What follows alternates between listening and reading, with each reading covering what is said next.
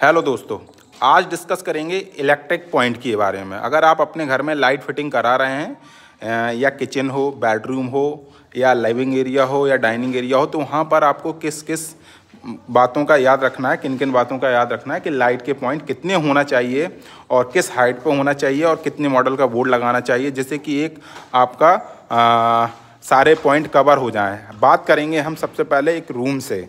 जैसे ये एक स्टडी रूम बनाया है यहाँ पर, तो स्टडी रूम में हमने मात्र एक एंट्रेंस पर बोर्ड दिया है, जिससे कि अगर बाहर से कोई आ रहा है तो जस्ट इस रूम की लाइट को ऑन कर सके। तो हमेशा ध्यान रखें कि एक एंट्रेंस पे बोर्ड देना ही कंपलसरी होता है। तो इस पे दिएगा। जस्ट इसकी हाइट की बात करूं, जो कि हाइट इसकी फ्रॉम द ग्राउंड लेवल से 42 इंच इसका बॉटम है, टॉप बढ़ जाएगा, है ना। तो 42 इंच बॉटम से हमने लगाया है।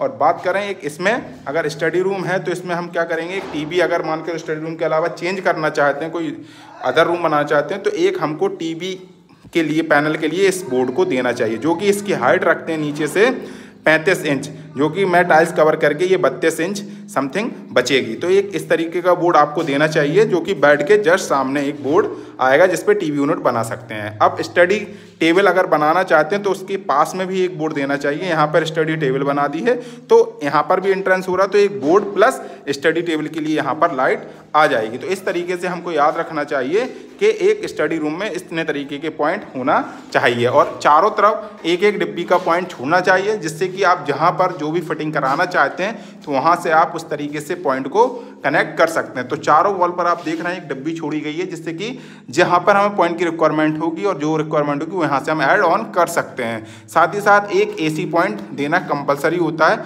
जो कि एसी पॉइंट यहाँ पर दिया गया है कि विंडो के ऊपर हम एक एसी लगा देंगे। ओके दोस्तों, बात करते हैं लिविंग एरिया की। अगर ये आपका डाइनिंग एरिया है एंड लिविंग एरिया, तो इसमें बोर्डों की रिक्वायरमेंट कैसी होना चाहिए। अगर अरेंजमेंट के अकॉर्डिंग ये होता है, सारा इंटीरियर जो अरेंजमेंट करते हैं उसके अकॉर्डिंग हमें लाइट फिटिंग करना चाहिए। जैसे कि यहाँ पर सोफे आने वाले हैं, तो सोफे के सामने जस्ट टीवी यूनिट आएगा, तो यहाँ पर आप देख रहे हैं टीवी यूनिट के लिए बोर्ड दिया गया है, जिससे कि इस वॉल पर टीवी यूनिट लगेगी। साथ ही साथ यहाँ पर कैमरा लाइन आई हुई, कैमरा भी कनेक्ट हो जाएगा।